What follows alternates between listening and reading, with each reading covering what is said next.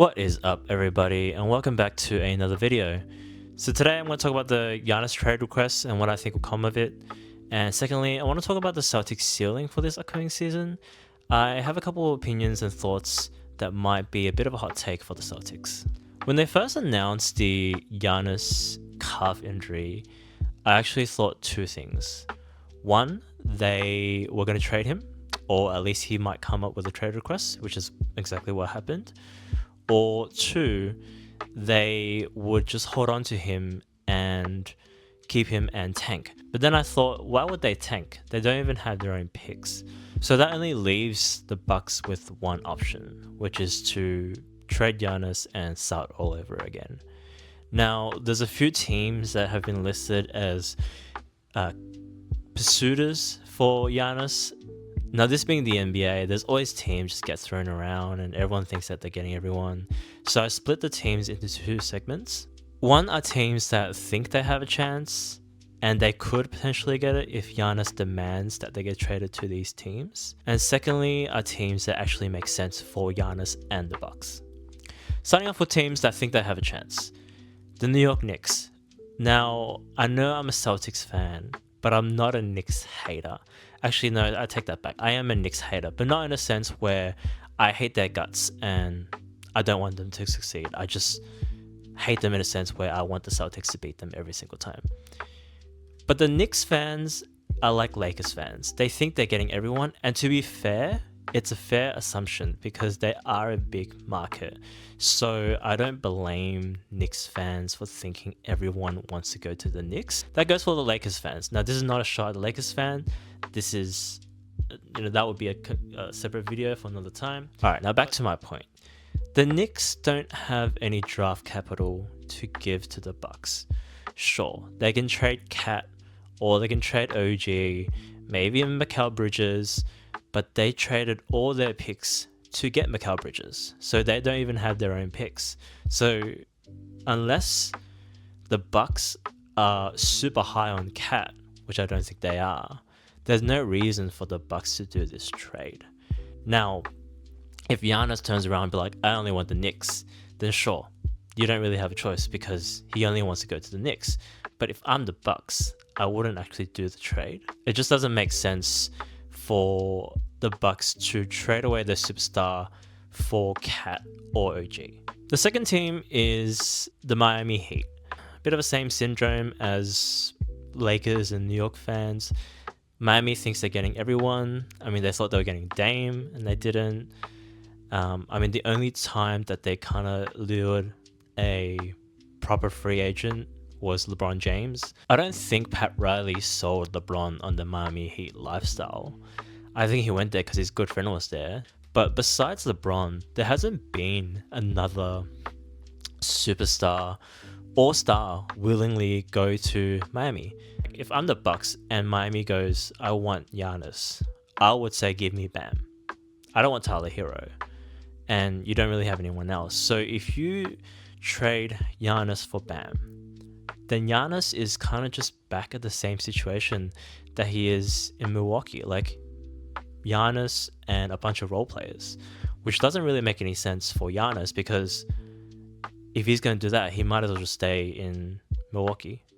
So that's why I don't see the Knicks and the Heat as viable options, just because they don't really have much to give to the Bucks. Now on to teams that actually make sense for Giannis and the Bucks. The most popular one I see is Golden State Warriors. I thought about this trade and I think it works out for both teams. The Bucks get Kuminga and probably Jimmy Butler, maybe Draymond, and Warriors' picks. It'll be picks in the future, and to be honest, Steph Curry's 37, so in a few years' time, Giannis will be 34, 35. I don't think they'll be that great, so I think the Warriors' picks in 3-4 years' time will be pretty valuable. Basketball-wise, it also makes sense for Giannis and Steph Curry pairing. Can you imagine a pick and roll with Steph and Giannis? It's pretty much unguardable if you really think about it. And to be fair, I would actually like to see that pairing. I think it'll be pretty good to watch, especially with the Warriors being in the Western Conference. I think a Giannis and Steph Curry pairing would make them instant title contenders. I don't think they'll be on the same level as OKC or Denver, just because I think their depth is not as great. However, what I think will actually happen is Giannis doesn't get traded at all. He will stay in Milwaukee till the end of the season, and I think the Bucks will gauge what other teams do or fail to do during the playoffs.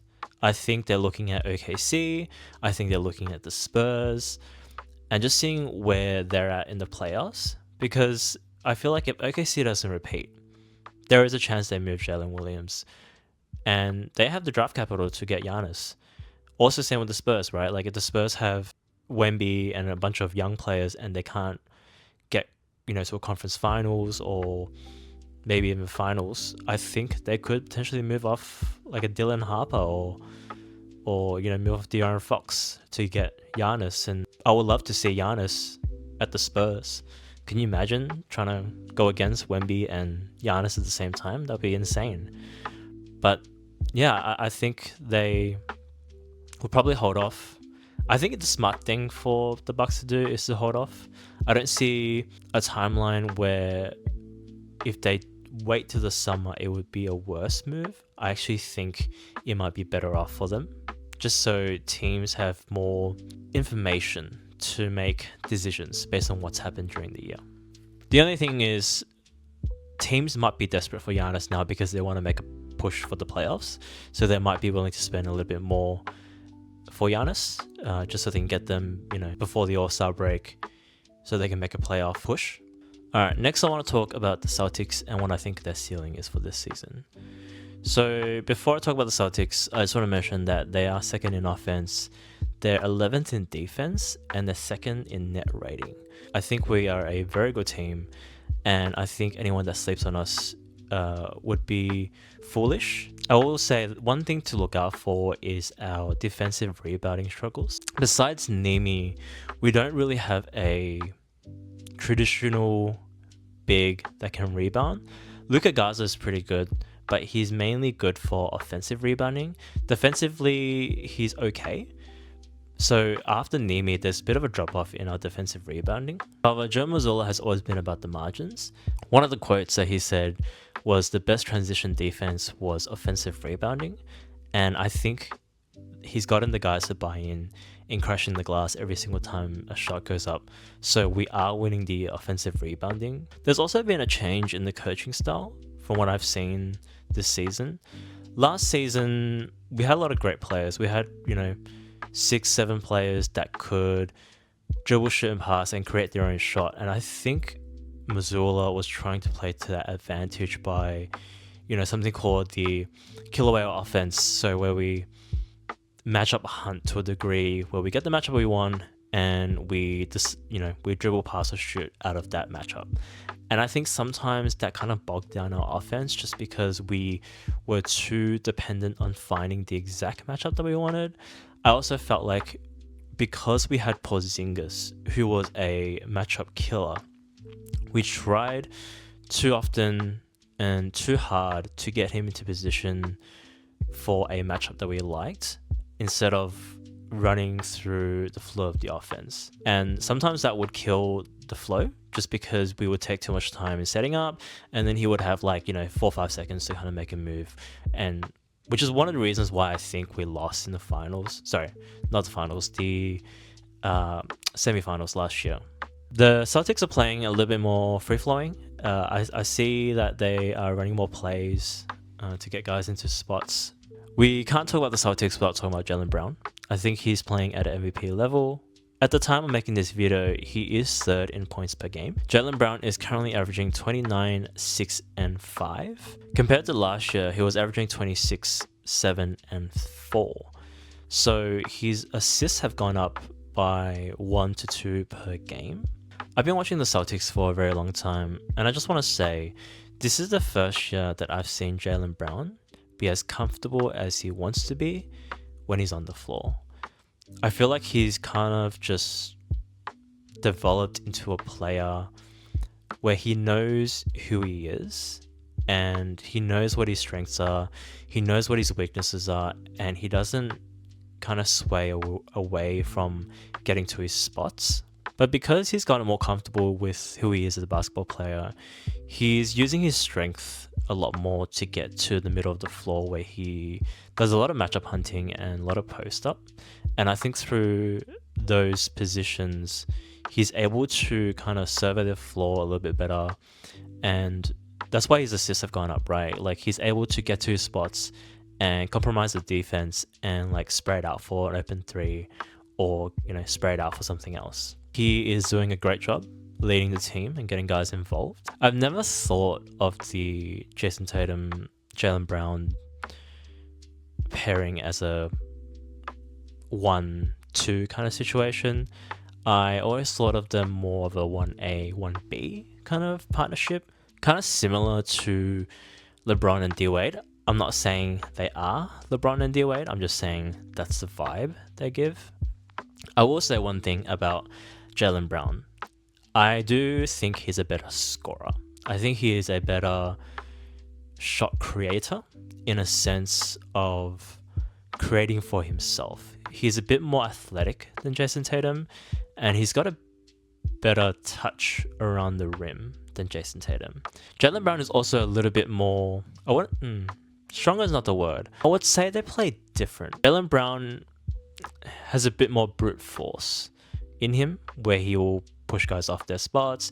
He'll get to his spot quite easily. Jason Tatum is a bit more silky, a bit more smooth, a bit more playing around you. I think the others are also doing pretty well for the Celtics. Derek White has been in a bit of a shooting slump, and I think it's because there's a bit more attention on him now, so he's not as wide open as he used to be. But I think he'll eventually get used to that and he'll come back to shooting his normal averages. Peyton Pritchard has changed his game a little bit. He used to be all green light and, you know, shoot at the first three he sees, but he's playing a bit more of a playmaker role this season. He's getting guys involved, which I kind of like a lot more. Sammy Hauser was in a shooting slump at the start of the year, but he's kind of picked up a little bit. He's kind of back to who he is now. Like, he's pretty much lights out and you can't leave him open. Lastly, Anthony Simons has been playing pretty well over the last few weeks. And at the start of the season, I was all for trading him. But when I look at this team and he provides that scoring burst that Peyton Pritchard did last season, it's quite important, especially if Tatum is coming back. However, one thing I will note is if Tatum comes back, I wonder what his usage will be like. It might drop. And if it does drop, then he's not as valuable as he is right now. And if that is the case, then we could potentially trade him for a big. But that's another story. If Tatum comes back, we'll see what happens with that. Before I talk about Tatum, I want to talk about the other role players that we have. You know, Nimi, Luka Garza, Jordan Walsh, Hugo Gonzalez. I think Joe has done an amazing job getting the most out of these guys. Luka Garza is a offensive rebounder, workhorse kind of player. He'll get you tough putbacks, he'll get you extra possessions, which is what you want for a guy off the bench. Jordan Walsh gives you perimeter defense, 3-point shooting, and he can go and guard the best player on their team every night. Before we talk about Hugo, I want to give a shout out to Brad Stevens.